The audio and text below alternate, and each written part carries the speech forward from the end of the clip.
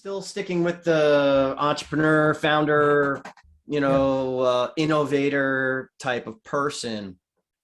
And when you are creating a business, even if you have, and we've talked about this too, you have a business, you raise money, all the pitfalls that we have spoken about in the nail it, then scale it process. You raise money, and just because you raise money does not mean your business is going to succeed. It could be a false sense of security. Right. But in the same way, even when you have a faster, better, cheaper product, if you don't understand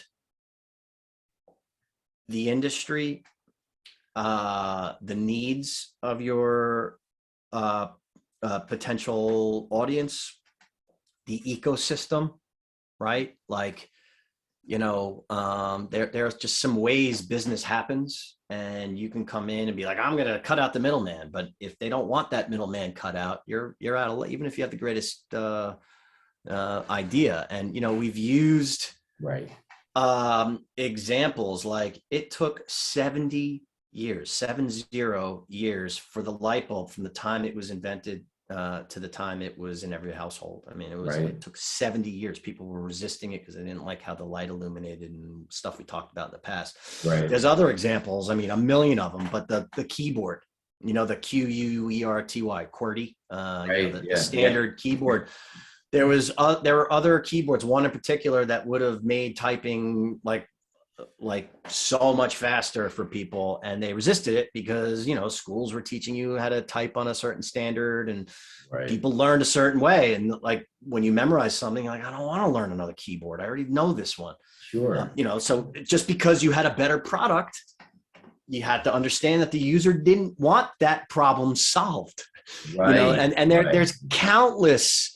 There was another one that I used. There was a new technology that would have basically put radiologists out of business, like the way doctors can get information about X-rays, and the doctors refused to use it because they didn't want to put their radiologist friends out of business. So that technology never went anywhere. So the point is when you do have a good idea, you need to. I mean,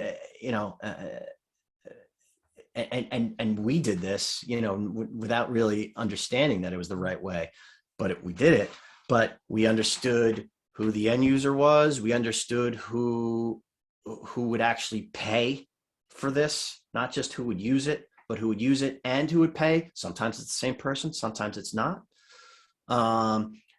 We understood the needs. We understood it just, and the only way you can understand that is to get in the field.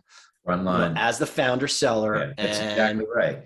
And you have to put yourself out there. You need the road time. You have to be vulnerable. You have to be vulnerable. You can't be afraid to look stupid or make mistakes or just feel naked. You need to be consciously incompetent. Yeah, there you go. And listen to the feedback, and it'll guide you to the right spot.